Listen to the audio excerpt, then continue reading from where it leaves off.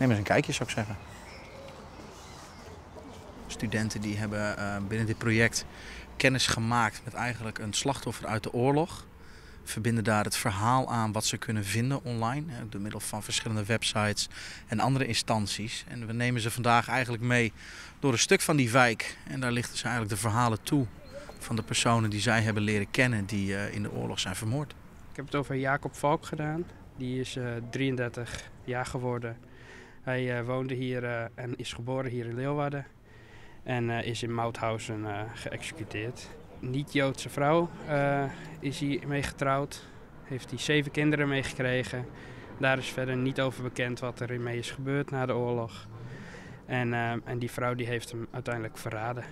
Ik hier Heiman Krammer, die kwam uit Lauwert. En hij is naar Sobibor gegaan.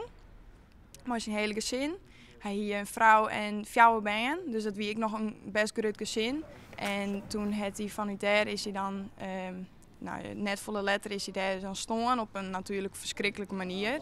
Hoe belangrijk vind je het dan dat deze persoonlijke verhalen verteld worden? Wat zorg je bijvoorbeeld bij de studenten als deze verhalen verteld worden? Emotie. En je hebt het niet over de grote aantallen slachtoffers. Ik bedoel, als we het daarover hebben, dan heb je het over 6 miljoen Joden. Ja, dat zijn bizarre getallen. En deze individuen, daardoor gaat het echt leven. Het krijgt een gezicht, het krijgt een eigen verhaal. En daardoor raken ze meer betrokken bij het verhaal zelf. Wat is er gebeurd? Gaat het voor hun meer leven? De studenten vinden het belangrijk om stil te staan bij de oorlog. Ik vind het belangrijk zodat we de kans zo klein mogelijk kunnen maken dat het nog een keer gebeurt. Als iedereen weet hoe erg het was, dan gaat iedereen ook zorgen hopelijk dat het niet nog een keer gaat gebeuren. Het moet ik de blowen, want altijd is Safut vaag, dat is ik net fijn.